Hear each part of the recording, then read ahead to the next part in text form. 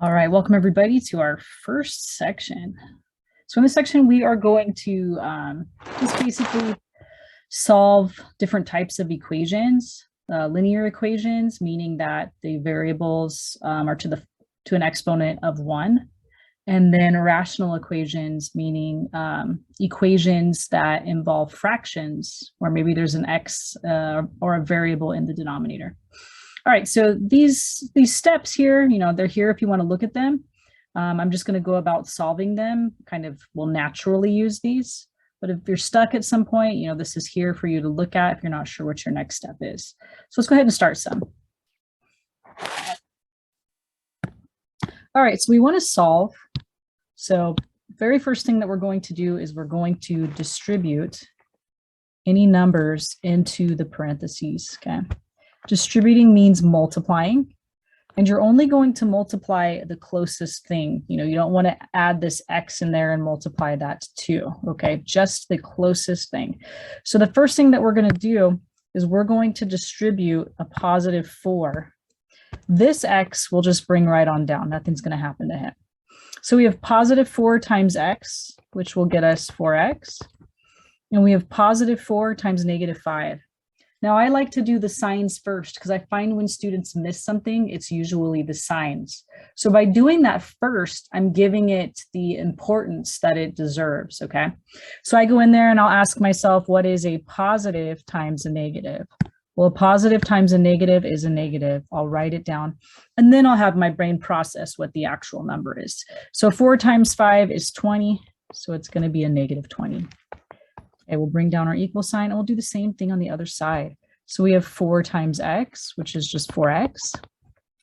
And then we have a positive times a negative, since the 4 is positive and the 2 is negative. A positive times a negative equals a negative. And 4 times 2 is 8. Okay, so remember that distributing is multiplying, you guys.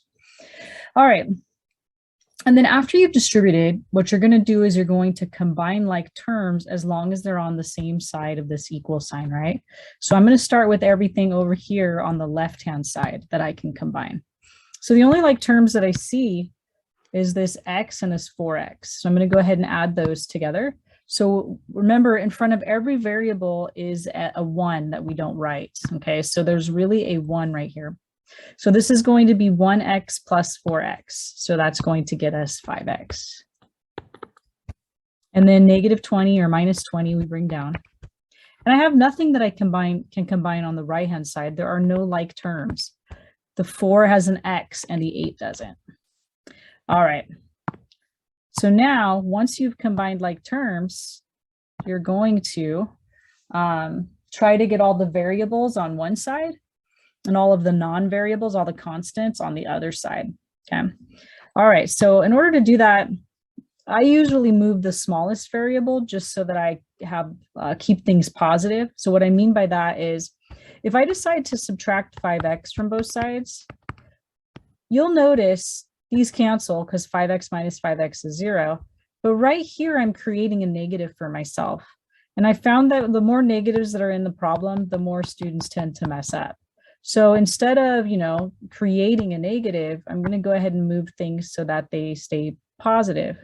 Now, keep in mind, if you have some method that you've been using, since high school, junior high, whatever, and it's working for you and you're getting things right, use it. Okay, you don't have to do things the way that I do things. But at this point, there was 2 variables. I always move the smaller. That way I keep things positive, okay? All right, so then if we just, add downward or combine downward, we have 5x minus 4x, which we know is going to be 1x, but we're not going to write the 1. We're just going to bring down the negative 20 and bring down our equal sign. And then 4x minus 4x is 0, so that's going to cancel out. So just the negative 8 gets brought down. All right, sorry, you guys. I'm a lefty, so I tend to create stray marks on the left side of the screen. All right, we're almost done. So we want to get x by itself. The only reason why x isn't by itself is because of this minus 20. Remember, we always do opposites to get rid of stuff. So if it's a minus 20, we are going to add 20 to get rid of it. So that's going to give us just an x over here because this minus 20 and this positive 20 make 0. Then we got our equal sign. So we just have to figure out what negative 8 plus 20 is. Now, if you're one of those people who number crunching, you're not very good at it, just use your calculator. You're allowed a calculator, you know, why? Plug it in, see what you get, okay? So negative 8 plus 20, it turns out it is 12. So I'm going to go ahead and box my answer. So x equals 12. Let's try another. Okay, and they're going to progressively get like more involved and stuff, okay, as we get better and better. So 2x, I'm just going to bring down. That negative 3 or minus 3 is going to distribute into the parentheses. So let's go ahead and take care of the sign. So we have a negative multiplying by a positive. A negative times a positive equals a negative. Now I'll do 3 times 2. So 3 times 2 is 6. And don't forget the x, right? All right, we have a negative times a positive again. A negative times a positive equals a negative. And 3 times 2 equals 6. Equal sign. We're going to bring down our 1. And now we have to distribute the negative 5 into the parentheses. So a negative times a positive equals a negative. 5 times 4 is 20. And a negative times a positive equals a negative. 5 times 3 is 15. Okay. So yeah, you will be allowed to use a calculator on every test, you guys. So if you're like, I don't know what a negative times a positive is, you know, you're having a moment, well, plug that into your calculator, okay? All right, so let's see here. Let's go ahead and combine like terms on the same side of the equal sign, okay? So I'm gonna start off with the left-hand side. On the left-hand side, we do have like terms. We've got 2x minus 6x. So that's going to be negative 4x. And then we'll just bring negative 6 down. We'll bring our equal sign down. We'll bring our 1 down. Just kidding, we won't bring our 1 down. We can combine like terms over here too. So we have 1 and negative 15 that are going to combine. So if you put 1 minus 15 into your calculator, or if you're really good at your adding and subtracting with positives and negatives, it is negative 14. And then the minus 20x has no one to combine with, so we'll just bring it on down. All right, so we're at the stage where we're going to work with the variables now. And I told you I always move the smaller variable. So negative 20 is smaller than negative 4. It's more negative, right? So it's smaller. So I'm going to add 20 to both sides, 20x to both sides. And that'll get us, that'll get us 16x. Bring down your minus 6. Okay. So we're trying to get x by itself. So the reason why x isn't by itself is because of these two items, right? And we always do the addition and subtraction first, and then the multiplying and dividing last. So I'm going to get rid of that minus 6 by doing opposite. So in other words, by adding 6. Make sure you do it to both sides of the equation, to both sides of the equal sign. All right, so we're going to bring down our 16x. Those 6's canceled. Negative 14 plus 6 is negative 8. And we're on our last step, you guys. So the 16, since it's multiplying by the x, the opposite of multiplying is dividing. So we're going to divide both sides by 16. And you'll see that's the right choice, because 16 divided by 16 is a 1. And remember, we don't write the ones. I mean, technically it's here, right? But we don't write it. So we really have gotten x by itself. Now, as for the right-hand side, this could be kind of tricky. Some people give me negative 2, but it does matter the order that we divide in. When you have a fraction, it's always top divided by bottom. So this can't possibly be 2. 8 divided by 16 is not 2. That would be if you got this fraction right here. That would be top divided by bottom. That one would be 2, okay? So in this case where the top is smaller than the bottom, I wouldn't divide like that. I would do what we call simplifying or reducing.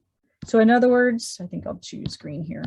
You're going to figure out what number goes into both, and you're going to divide by that number, the biggest one too. Okay, so I can see 8 goes into both, so I'm going to divide them both by 8. When do we do this? When the top is smaller than the bottom. So that's going to get me a negative, and 8 divided by 8 is 1. 16 divided by 8 is 2. So it's actually going to end up being -1/2, not 2 for the answer for that.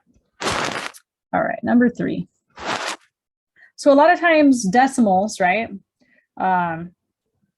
They can be tough, decimals and fractions, right? Those are just hard things to do. So one thing that you can do is get rid of them always. You can get rid of decimals, you can get rid of fractions. We'll show you how in this lesson, okay? So I'm going to go ahead and get rid of the decimals by essentially moving the decimal the same amount of times on each term. So I can see here that if I move it once, the decimal will go away, right? And if I move it once here, the decimal will go away. And if I move it once here, the decimal will go away. Okay, so I'm going to move it once on all of them.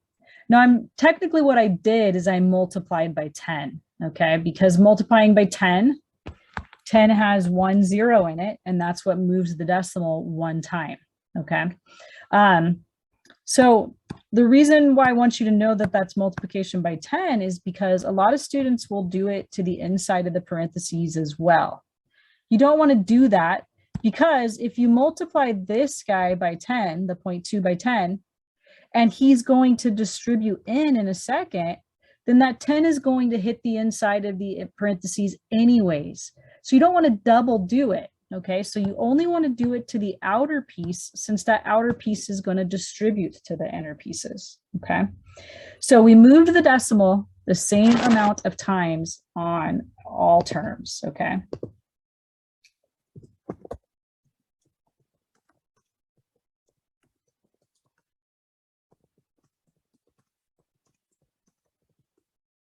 I'll put in here what we did is we multiplied by 10, in other words, okay? Now, let's talk about other cases, right? Okay, so what if I had one like this? Let's just what if it, in case this shows up, okay? What if it's not equal amounts that are needed? What if you have like 0.6x minus 0.26 equals 7, for example, and you want to get rid of your decimals, okay? Well, moving it one time won't be enough. It will here, but then when you move it one time here, you'll have 2.6. So you didn't get rid of the decimal, right? So you want to make sure that you move it the highest amount of times necessary. Since this one requires 2 to get rid of it, all of them have to get 2. So if I move this decimal 2 times, this will actually become a 60x minus 26. And if I move it 2 times over here, don't forget it's always at the end if there isn't one. And if I move it twice, now I've created the number 700. Okay, so that should get you through all cases. You're going to figure out which decimal needs to get moved the most, and you'll move it that many spaces to all terms. Okay, let me title this, another example, just so you know what this thing is.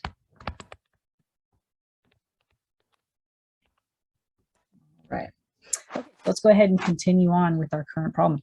So that changes our problem up here to 6x minus 13 equals 2 parentheses 5x minus 8. All right.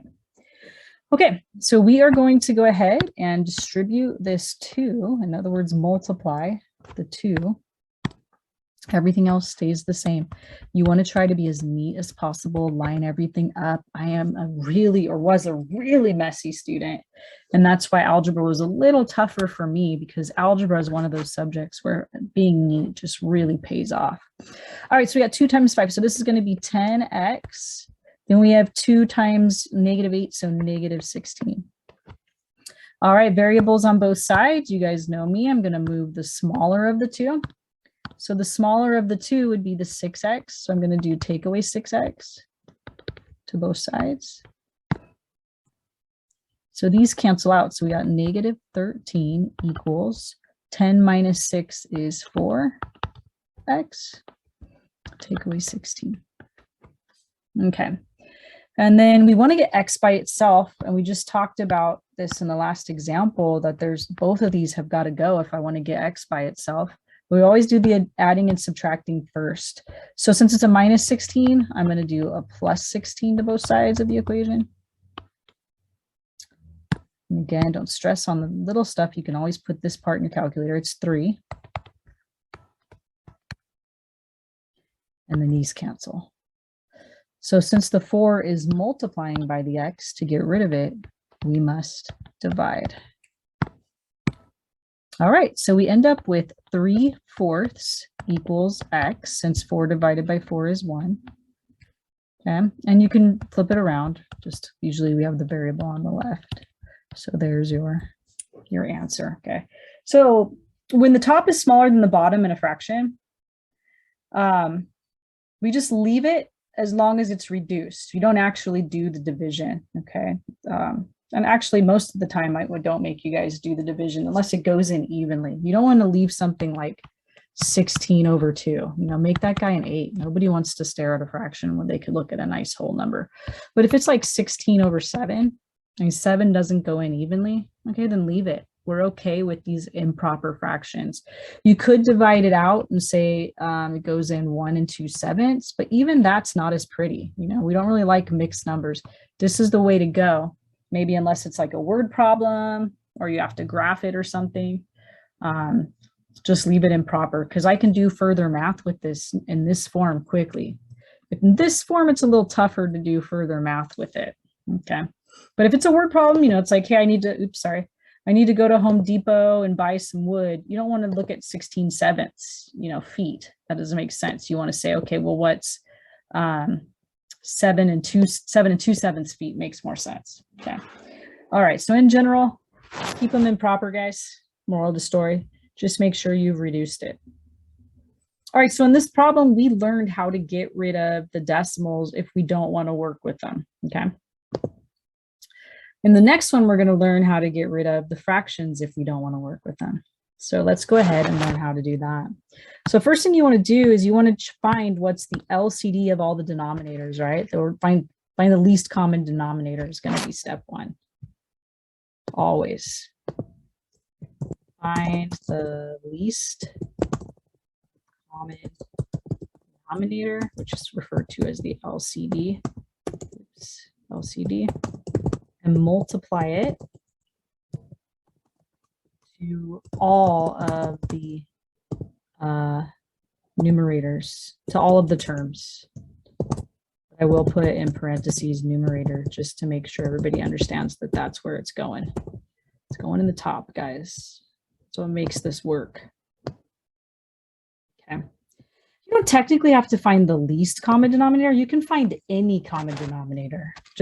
I always do the least to keep our numbers smallest, but if you're stressing on finding the least, as long as you can find any number that they all go into, you'd be fine. So I'm looking at all my denominators right here, right? And I'm thinking, okay, what's a number that those all divide into? So it's got to be the same size or bigger. Some people will tell me like the least common factor, or they'll tell me a common factor. No, I want a common denominator. So I want a number that's the same size or bigger than the highest number. So in this case, a number that all of these divide into is 6, and that's the least. If you saw 12, if you saw 18, you know, any of those will work, okay? But I'm going to go with the least. So 6 is a number that those all divide into. 3 divides into 6 evenly, 6 divides into 6, and 2 divides into 6, okay?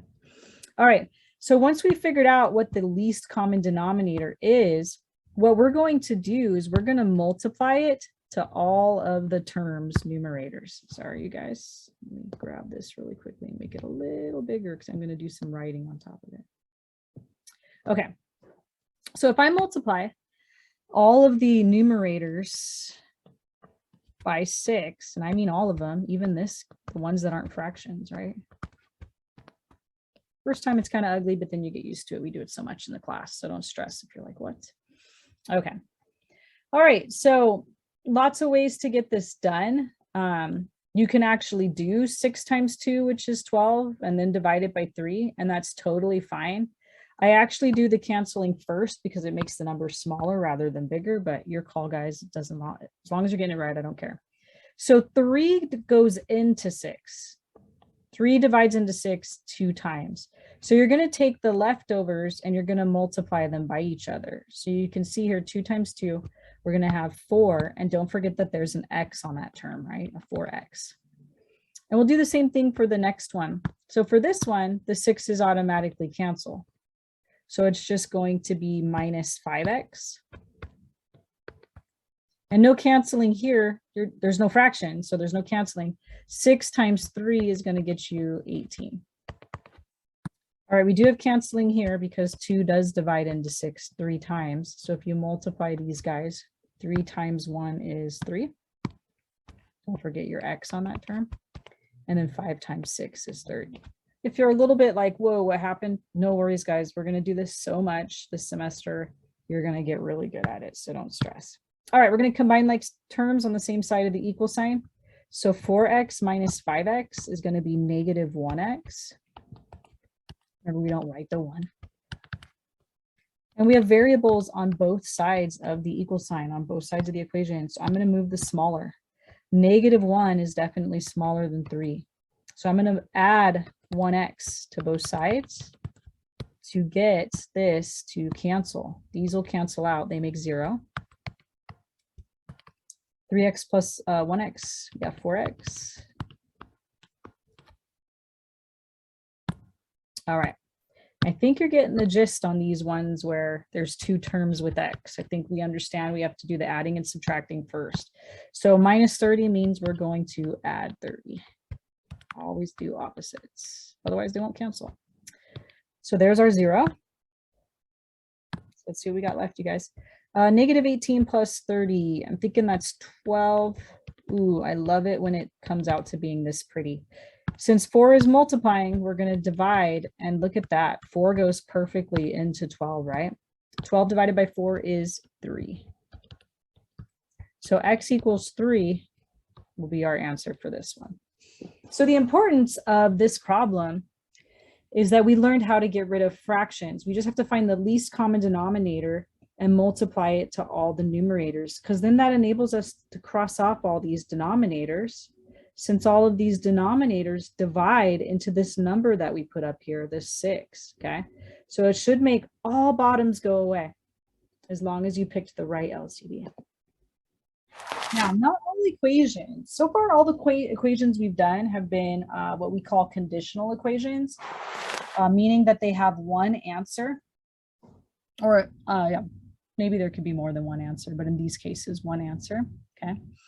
But not all equations are solvable, or not all equations have, you know, just one answer. It might have infinitely many, right? Every number works, okay? So we have names for these, okay? So a conditional equation is true for some values of the variable and false for others. So let me just kind of write down, you know, what do these solution sets look like in a more concise way?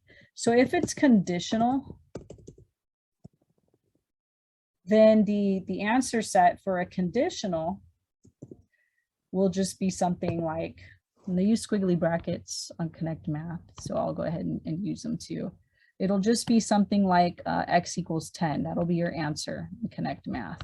I'll write it like this so you know, one answer, okay? If we have an identity,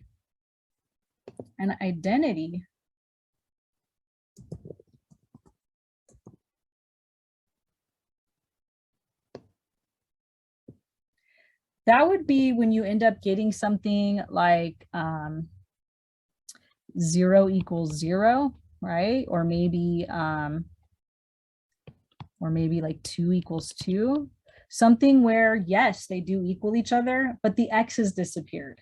Okay, so you're going and you're solving some equation and all the x's fall off the paper, right?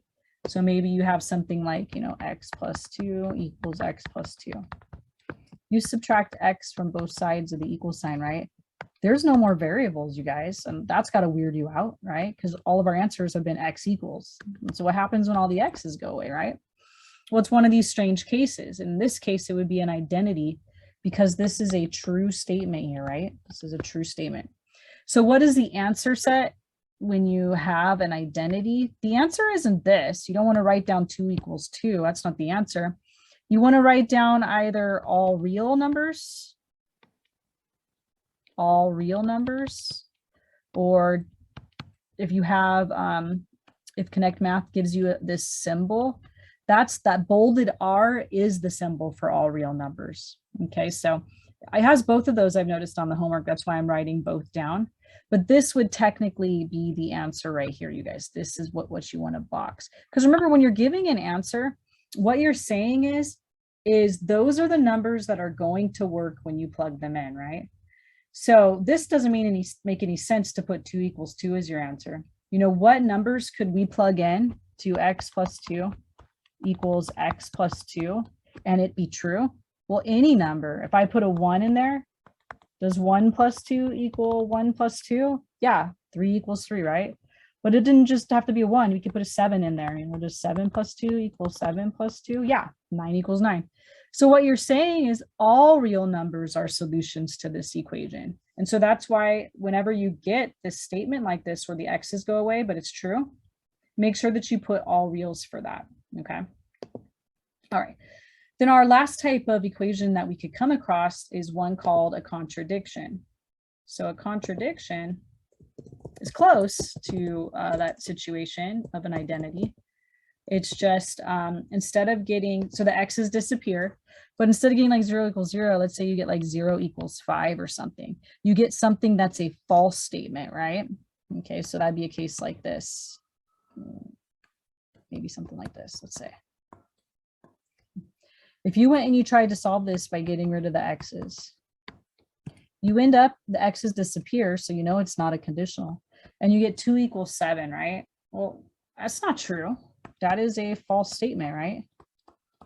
So for that false statement, you would put in your solution as no solution. So you could put no solution, maybe on a drop-down menu, it'll make you pick that. But frequently it just makes you click the box for the empty set, which is just some brackets with nothing in it. Okay, so that's what we call the empty set, meaning there is no solution to that. And I mean, it kind of makes sense if you think about it, right? You've got x, some number, and you're adding 2 to it. You've got x, you know, that same number, and you're adding 7 to it. How are they ever going to equal each other then, right? The right-hand side should be bigger because you took the same number, x and x, and you added a 2 and you added a 7. You know, they're not going to equal each other no matter what number you put in, right? And so that's going to be no solution on that. All right. So what we're going to do, we're going to do a few, we'll go through, and you just have to tell me, you know, if it's a conditional, if it's an identity, or if it's a contradiction when we get done on these next few. Sorry, you guys, got to plug in my charger here. There we go. Okay.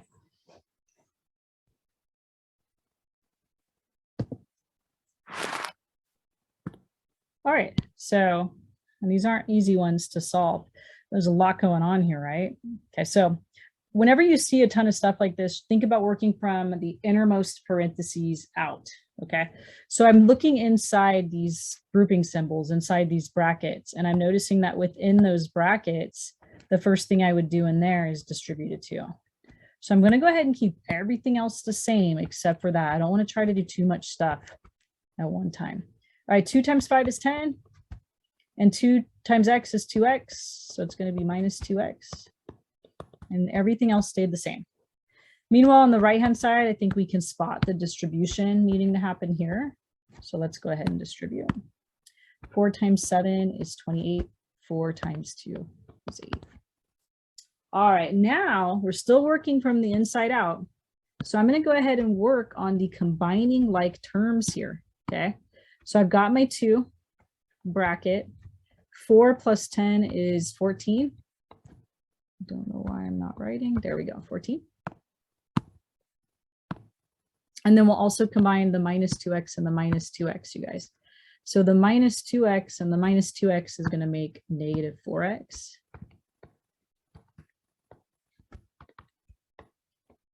Now, the square brackets, those are parentheses, you guys. They just, if they've already used parentheses, then they go to the square brackets as like their next parentheses because they don't want to have too many parentheses all over the place.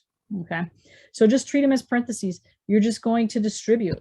That means multiplication. You're going to distribute this 2 into the square brackets. So 2 times 14 is 28. And 2 times 4 or negative 4 is negative 8. Now, some of you can probably spot the identity right now. You can see that the left-hand side is exactly the same as the right-hand side. So that's going to be an identity. But if you're not spotting it, because you're just kind of in the zone, just going through the motions here. Right now, when I add 8x to both sides, I can see that the x goes away. And you know when there's no longer x's, that's a sign that it's either an identity or a contradiction. We just have to determine if this is a true statement or a false statement. Well, yeah, 28 equals 28. So since this is true, this is going to be an identity, okay? But the directions don't say what kind of equation is it. They say solve it, right? So what's the solution to this identity?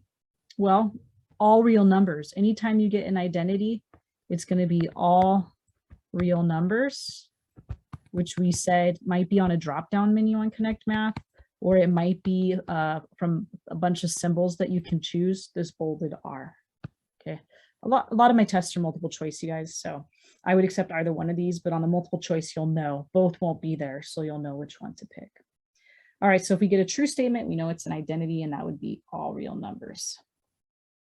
One thing that you want to make sure you're doing is reading directions. I never did that. I just dove right in, and I think I would have had a better experience if I had thought to read the directions. So when I give this question, I've given it on a quiz in the past, people will give me this as the answer. They'll give me identity. Now that would be if the direction said, what type of equation is this? Then you want to say it's an identity. But if the directions say solve, then they're looking for you to say what values of x when put in will make the left-hand side of the equation equal the right-hand side of the equation.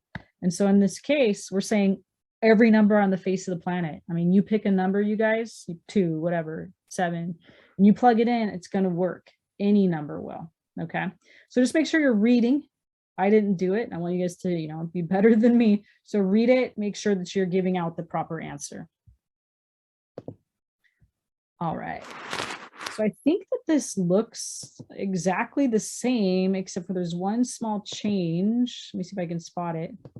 It's right here. Number 5 has a minus 2x. Number 6 has a plus 2x. So pretty much everything is going to be the same, just so that your notes are nice and neat. I'll probably go through all the steps again, but you wouldn't need to if this were like a test or something, right? You would just go right into the fact that that would be a plus instead of a minus. Okay, so we got our 2, 4 plus 10 minus 2x minus 2x. So nothing's changed yet. Here's the change. This will be a plus 8x instead of a minus 8x on the last problem. Okay, so then we'll combine like terms within the brackets, then the grouping symbols. So there's our 14 and our negative 4x. So we've got 14 minus 4x. We will distribute the 2 inside the square brackets.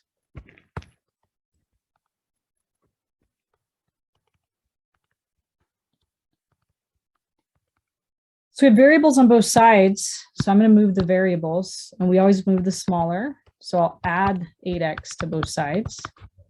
And it might be tempting to cross these guys off, but they don't cross off because they're both positive, right? So 8 plus 8 would actually be 16, right? So this will be 16x. Okay. All right, so this is not an identity. The x is actually going to stay.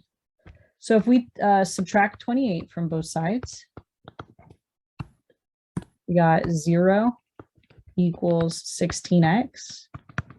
And since 16 is multiplying, the opposite of multiplying would be dividing. So 0 divided by 16 is going to be 0. So this is not an identity. It is not a contradiction. This would be a conditional statement or conditional equation. Yes, the equation is true under the condition that x equals 0.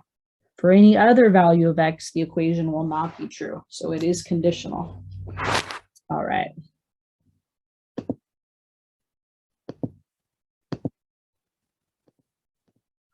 All right, so number 7. So I think you guys can see we have a lot of distributing to do, right? Each one of these numbers that's in front of parentheses, right, it's going to get distributed. So I'm going to distribute the -3. A negative times a negative equals a positive. 3 times 2 equals 6. Every time I say that, I think of the movie Stand and Deliver, because he has his class say that like 100 times. A negative times a negative equals a positive. That is a good math movie if you get a chance to watch it. All right. Let's see, 4 times 2, so it's going to be 8x, and 4 times 5 is 20. All right, 10x is coming down. Now right here, this might be kind of weird. We're distributing a negative sign. You could think of it as distributing a -1. Let me try to make it look like a 1. There we go. So if we distribute the negative, a negative times a positive equals a negative. Oops, I want to be in black. And a negative times a negative equals a positive. So anytime you distribute a negative in this class, which is going to happen hundreds of times, it just goes in there and changes all the signs. It was a positive 5x, it became a negative 5x. It was a negative 23, it became a positive 23. So that'll save you some time if you just think of a negative will always change whatever the current sign is. All right, we're going to combine like terms on the same side of the equal sign. So I can see here that we have like terms.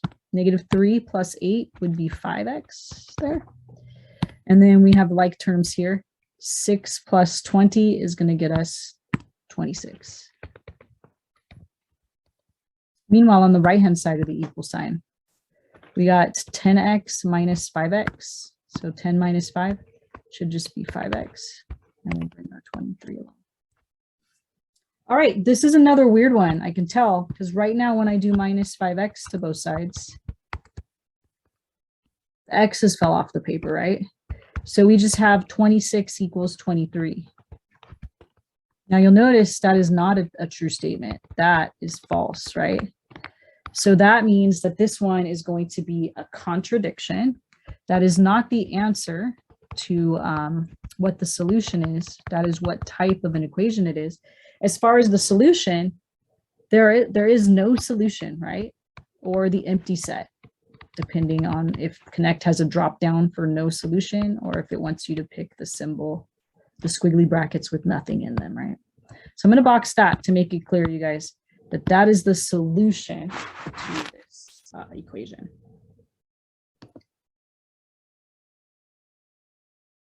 All right, now we're on to solving rational equations.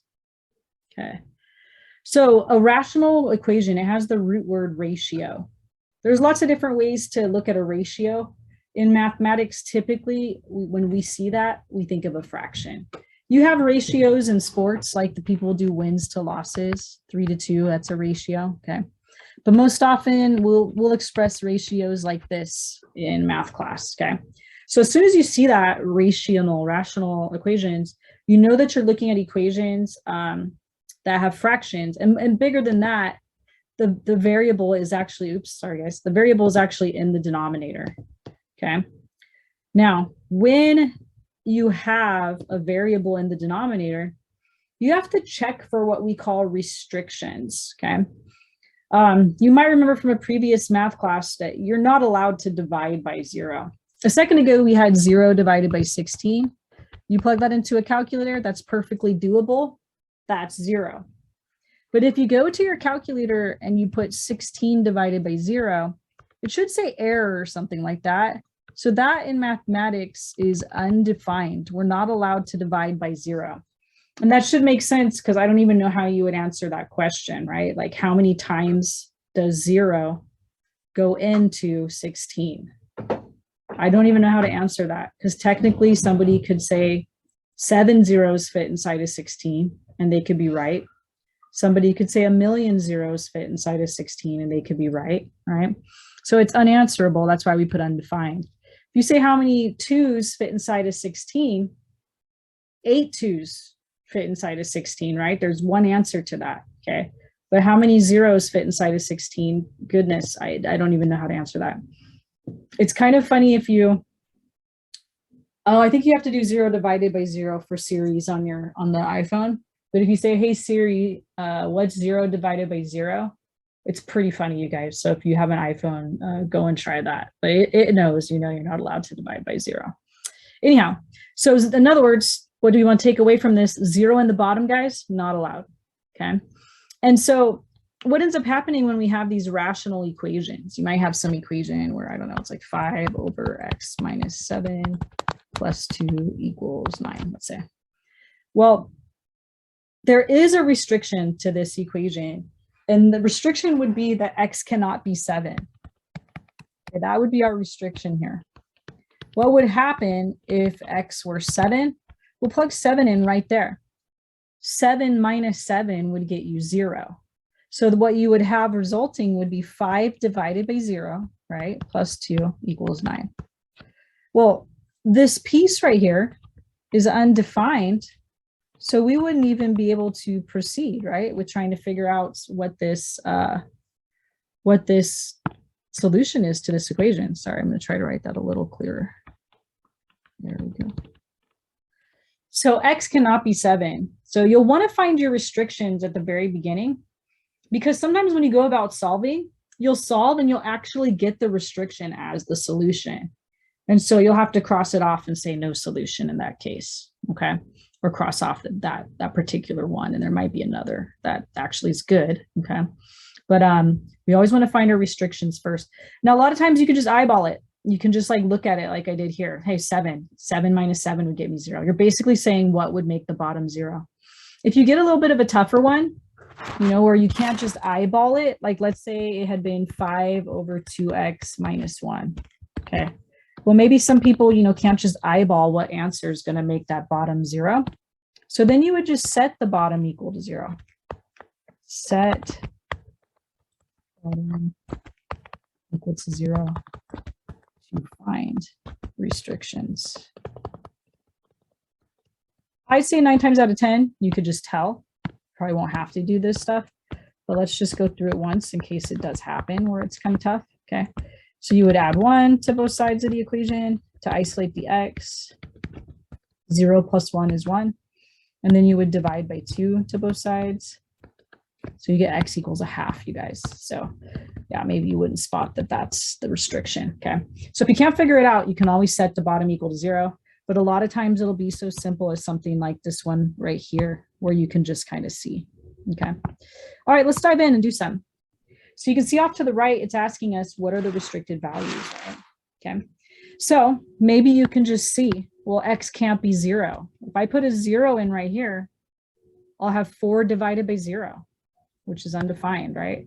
So we know 0 is a restriction, and 0 is also going to be a restriction here, because what's 2 times 0? It's 0. So that would get me 1 over 0, right? Which would still be undefined. And then if you can't see it on that one, because that one weirds you out, if you take 2x and you set it equal to 0, you would have to divide, right? You'd have to divide by 2 to both sides. And so these cancel, so you get x, 0 divided by 2 is 0. Okay, so that's one way to get by setting the bottoms equal to 0. Okay, so the next thing you want to do is you don't want to work with fractions. I mean, who does, right? So we want to go in here and get rid of these fractions. We've done this once, but we've done so much, you probably emptied it out of your brain. But we got to find the LCD, right? So I start with the numbers. I say, what's the LCD of 4 and 2? So remember, that's what's a number that they both divide into, and the least such number. So 4 is the smallest number that they'll both divide into. 4 goes into 4, and 2 goes into 4, okay? And then you look for the highest value of x that you see. So x to the first power, that's the highest I see. If one of them had been like an x squared, you guys, like that, then I would have picked x squared there for my LCD right here instead of x to the first, okay? All right, so we're going to take that 4x and we're going to multiply it by all of the terms numerators, okay? So I'm going to go ahead and do a times 4x here, a times 4x here, and a times 4x there. Remember, the goal here is to make it cancel with the bottom. So you can see it's going to cancel right here. Those are gone. So the leftovers we would multiply. So we got 9x. Right here, these x's will cancel, and then 2 goes into 4 twice. So if we multiply the leftovers, we're going to get 1. 2 times 1 is 2. I mean, sorry, we're going to get 2. 2 times 1 is 2. And on the last one, the x in the bottom can cancel with the x in the top. 4 times 4 is 16. And again, it's ugly the first few times, but you will get used to this because we'll do it so much. Don't stress if you're like, wait, what happened? All right. We want to get x by itself, so do the adding and subtracting first. So it's a -2, so we'll plus 2. We'll add 2.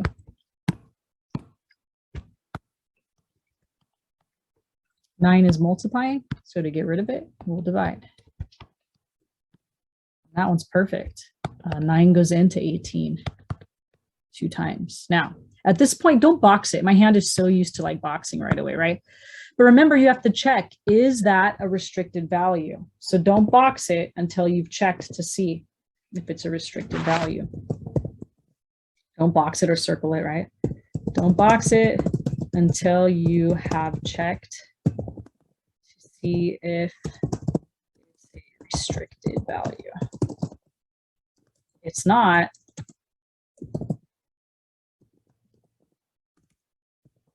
So we will keep it. Okay. Otherwise, we would have had to say no solution. Okay. All right. So I'm going to go ahead and box it since 2 is not a restricted value. Boom. All right. Number 9. So this is what I'm talking about. You could probably clearly see what answer would make the bottom 0. If x were a -3, -3 plus 3 would be 0. So some of you can just like spot it and you're like, I can see it.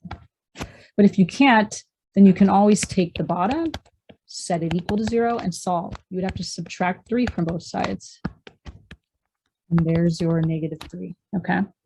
Now the LCD in this case is just x plus 3 because that is the only denominator, you guys. So it's got to be my least common denominator. So we're going to do an x plus 3 to all of the terms, even this guy, the tops, the numerators. And we're doing that so we can cancel, right? This feels good. It's gone there and it's gone there, right? So no more fractions. We just canceled off all the denominators. So what remains is an x plus 6. -2 times x plus 3 is still there. Equals 3. Let's go ahead and distribute that -2.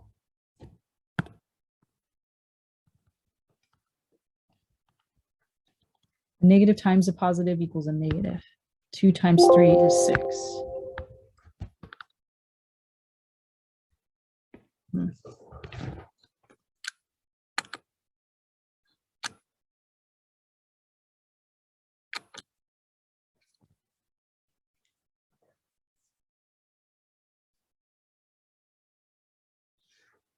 All right. Sorry, guys, the technical difficulties. My charger is not charging. Had a rough go with this computer. It made it through remote learning, but now it's like totally acting up. Okay. All right, let me try to make it through this problem. Okay, so we're going to combine like terms. So these two are like terms, so that's going to get us -x. And then 6, +6 and -6, those are going to cancel out. So we have -x equals -x equals 3, it looks like. So don't forget there's a -1, right, in front of that x. So we're going to divide by a -1 to both sides. X equals, well, a positive divided by a negative is negative, and 3 divided by 1 is 3. Now notice, it is a restriction, right? Since it's a restriction, it cannot be a solution.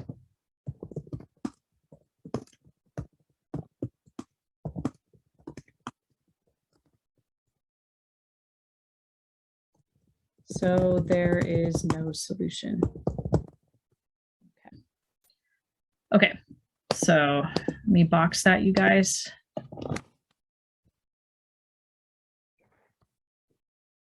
All right. Oh no, what am I talking about? So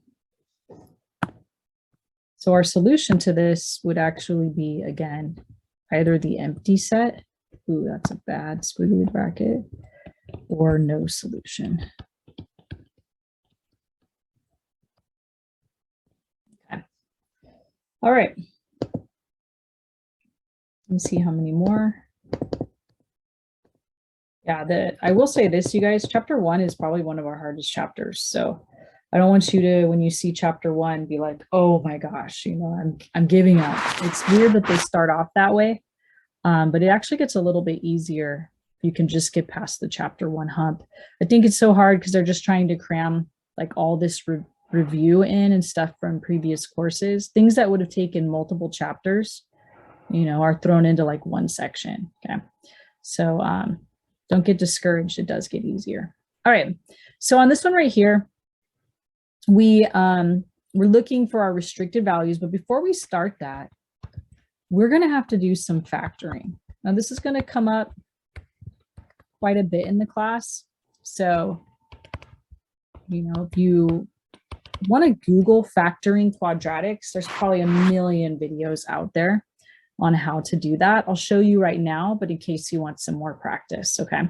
So when right here, this is called a quadratic because it's a y to the second power, okay? That's our highest exponent is 2. I'm going to take that quadratic and I'm going to try to factor it. So I'm sure all of you have done this at one point in your life. It's just something you did in high school a lot. A lot of teachers use this like Xbox, so maybe I'll put it up there. Maybe it'll help some of you. But you're basically looking for factors of the last number that add up to the middle number. Okay, for me, I just like to write down the last number. And then I'll just look for things that multiply to make the last number. Include the sign. It's very important that you include the sign. So to get -3, it could either be -3 times 1 or -1 times 3. And once you've figured out what multiplies to make the last number, you have to find out which of those adds up to the middle number.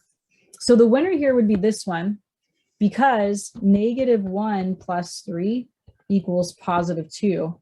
And +2 is the middle number, right? Okay. I don't want to pick the top one because the top one adds up to -2. I need it to be a +2. Okay, so it looks like the winners would be -1 and +3. Those are the ones I'm going to choose. So once you find the numbers that multiply to the last number and add to the middle number, you're just going to basically put those in some parentheses right after some y's. And this would be how you factor that particular quadratic. I'm going to write that over here. And the first few times you do it, you know, you want to check yourself just to make sure that you do have it right. So remember, you guys, to check. And if I say remember and you're like, huh? Then that would just be something you'd Google or see me during office hours or whatever, okay? So check it, we do y times y, which is y squared. We do y times 3, so 3y. So this is called foiling or distributing. We do -1 times y, which is -1y. And a negative times a positive equals a -1 times 3 is 3. And you'll know that you factored it correctly if when you combine these middle numbers, right, that this final answer matches the original, right? Then you know you factored it correctly. Okay, so we did all that because now it's going to be much easier to get our restrictions. And I'm just going to have you guys do it just by visual inspection, not by setting the bottoms equal to 0, because I think you can find it without a lot of work. You know, what number could I plug in for y and it would get me a 0 in the bottom? Well, clearly 1. 1 minus 1 is 0, right? So 1 is going to be one of our restrictions. So I'm going to write them up here. Okay. If you look over here, you know, what number, this one already matches, so I'm going to skip over him. But what number could I plug in for y to get a 0 there? Well, -3. -3 plus 3 equals 0. And then you'll notice that this one matches. So we've got all of our restrictions on that, okay? So now it's LCD time. So the least common denominator here is going to be anything that you see showing up in the denominator to the highest power. So we're going to do y plus 3 and y minus 1. Can I see those showing up in the denominator? So remember, that's what you're going to multiply by all of the numerators. So I'm going to do y minus 1, y plus 3, y minus 1, y plus 3, y minus 1, y plus 3. All right, so I'm going to go ahead and cancel out the y plus 3s. Ooh, all of this gets to go. Yes. And then the y minus 1s. Okay, so then write down what that leaves you with. So that's going to leave me with y plus 3. It's multiplying by 1, but multiplying by 1 doesn't do anything, right? Like 7 times 1 is still 7, right? Okay, so y plus 3 times 1 is still y plus 3. And then we've got y plus 1 still left.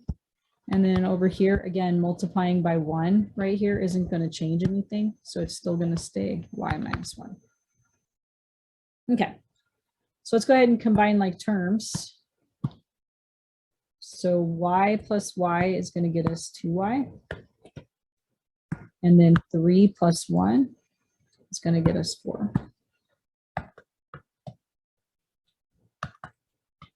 Variables on both sides. I'm going to move the smallest variable. So I'll subtract y from both sides.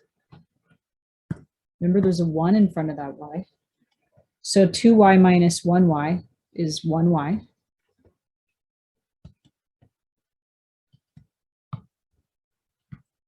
And then finally, our last step.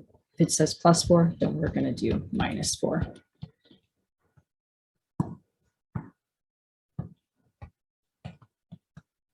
Now, don't forget to check and make sure that that's not a restriction, right? So we check it isn't a restriction, which means we're going to keep it.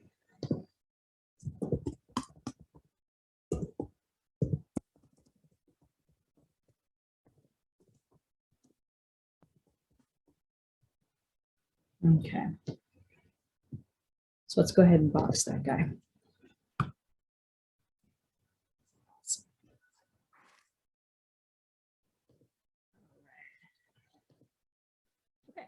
So that was it for the rational expressions. Let's just kind of recap what we need to do. So we always need to find our restricted values first before we get into like all this heavy, number crunching and stuff, this solving. All right, and then you're going to find the LCD. You're going to multiply it to all the numerators so that you can cancel the denominators, right? Then it'll be a nice, easy equation to solve. When you get done, don't forget to check, was that value or is that value a restriction? If so, cross it off. If it's not a restriction, keep it. All right, so now to finish off this section, we are just going to look at equations that have maybe more than one variable and then a word problem for getting it. Okay. All right, so you can see we have a lot of variables here, but basically I think it's easier when there's a lot of variables than if there were numbers, because if there's numbers, you got to do the math, okay? All right, so we're trying to solve for x. That's what the directions say. So what we're going to do is we're going to do opposite still. So we have to get rid of the 2a and we have to get rid of the 10. Then x will be by itself if we could get rid of those. We're going to always do the adding and subtracting first. So if it says minus 2a, then we're going to do plus 2a to both sides of the equal sign, both sides of the equation. All right, so we got 10x equals 3a plus 2a equals 5a. And then you have to make sure you know what variable you're solving for, right? We're solving for x. So I want to make the 10 go away, right? So since 10 is multiplying, we're going to divide. Now, we cannot leave the answer like this. If you're putting this in to connect math and it's marking you off, it should mark you off. You're not fully simplified here. They have a common factor. 5 goes into both 5 and into 10. So you always want to simplify as much as you possibly can. So 5 divided by 5 is 1. So this will be 1a, but we just put an a. 10 divided by 5 is 2. There's your final answer where it's been fully simplified or fully reduced. Now, this is something you're going to do a bunch in this class, especially a lot of you probably remember good old y equals mx plus b from a previous algebra class, right? Or maybe integrated 1 or 2. So that's what we're trying to do here, you guys, when we're trying to solve for y. We're actually getting it into y equals mx plus b. All right, so we know we have to get rid of the 3x and the negative 5. So we're going to do the 3x part first, the adding and subtracting first. 3x minus 3x is 0. Now over here, you can't subtract those. You could if this had an x on it, right? 10x minus 3x would be 7x, but they're not like terms, so we can't combine them. Now, typically, it's customary to write the x part first and the 10 second, because then it's starting to look like y equals mx plus b. You know, it's of that form, y equals mx plus b. Okay, but if you wrote 10 minus 3x, I would not mark it wrong. Connect Math would not mark it wrong, okay? All right, now we got to get rid of the negative 5. The negative 5 is multiplying, so we are going to divide to everybody to get rid of it. So negative 5 divided by negative 5 is a big fat 1, so just 1y. Over here, 5 doesn't go into 3, so we're not going to divide it, but we can get rid of the fact that a negative divided by a negative is a positive. So you do want to clean that up. Nobody wants to stare at a bunch of negative signs, right? And same thing here, clean this up. So a positive divided by a negative, that's a negative. 10 divided by 5, we can actually do that. So let's do it. 10 divided by 5 is 2. Now this is a nice cleaned up y equals mx plus b. I can clearly see my slope and I can clearly see my y-intercept. We're going to be doing that in chapter 2, you guys. So if some of you are like, huh? Don't worry, we haven't learned it yet. I'm just saying that because I have a feeling a lot of you did see that in your high school math classes. All right. Just 2 more of these. Okay. So this one says solve for z. So the first thing that I want to do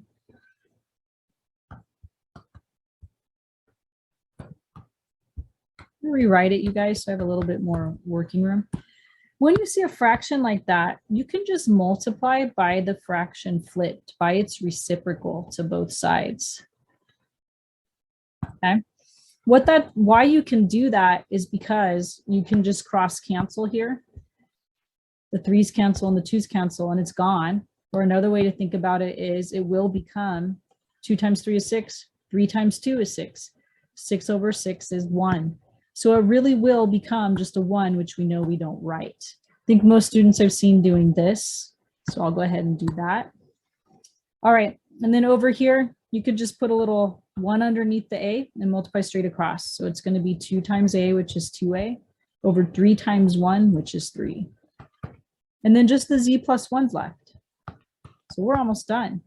Last step would be to take away 1 from both sides of the equation so that those cancel. And then 2a over 3, take away 1, equals your z. So if we write it with the z on the left, you guys, 2a over 3, take away 1. All right. Okay. That's not the only way to get it done. There's like a lot of different ways to look at it. That would be what would be the quickest way, I suppose, to get it done. Okay. So if you had another method and you want to like shoot me an email to see if it's the same results, go ahead and I'll let you know whether or not it's right or wrong. All right, this next one's tough, but it is on our first test. So this concept, and it's going to show up throughout the class a few times. So we really got to get good at it. So it says solve for x. One of the main problems is that there's 2 x's. So if you have to solve for x and there's 2 x's, here's your plan of attack. You want to get all the x's on one side.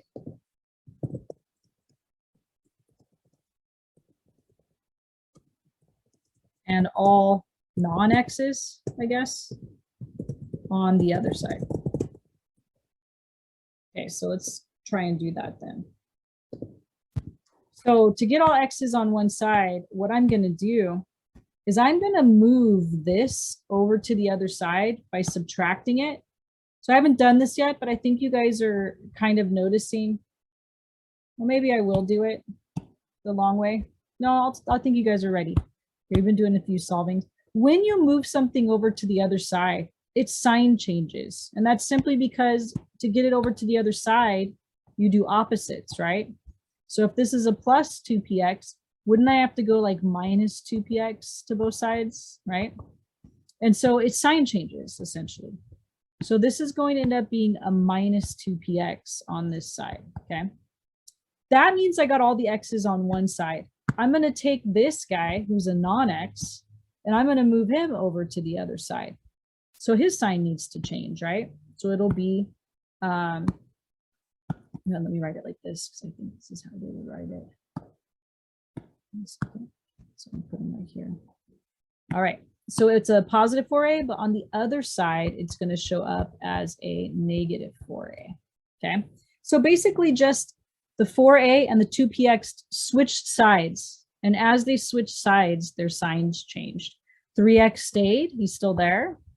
1 stayed, it's still there, okay? So we just switched those other two terms. Now, why did we get all the x's on one side? The reason why we got all the x's on one side is so that we can factor out the x. Okay. So if everything on the left-hand side has an x in it, then that means that that's going to be the greatest common factor that we can factor out. So we're going to factor out the x, leaving us with 3 minus 2p. Now, remember, when we first started, we said this one's tough because there's 2 x's. Well, now there's no longer 2 x's, there's only 1 x. That's our trick of how we make it happen. All right, we're going to divide by 3 minus 2p to get the x by itself. And we're done. I mean, the answer is not pretty or anything, but hey, it's right. Okay. So that's the attack the plan of attack if you have more than 1 x, right? Get all the things that have x's on one side, all the things that don't have x's on the other. If everything over here has an x, we factor it out. All right, let's end with a word problem now. A lot of the word problems in this class are going to be the kind that aren't tough. It's basically you just reading and figuring out where to plug the number in. So as long as you understand what each letter stands for, you'll be good. So let's read through it and we'll go in here and we'll make sure we know what each variable stands for, and then we'll know where to put things. Adele's 2012 Mini Cooper gets 37 miles per gallon on the highway and 29 miles per gallon in the city. The amount of gas she uses, capital A, in gallons is given by this formula, where C is the number of city miles driven and H is the number of highway miles driven. All right, so here's where they're giving us some numbers. We just got to figure out where to plug them in. If Adele drove 58 miles in the city, so remember A is the amount of gas in gallons. Okay, it stands for gallons. Well, no way am I going to be putting 58 miles in there, right? C is the number of city miles. If Adele drove 58 miles in the city, that sounds like city miles, right?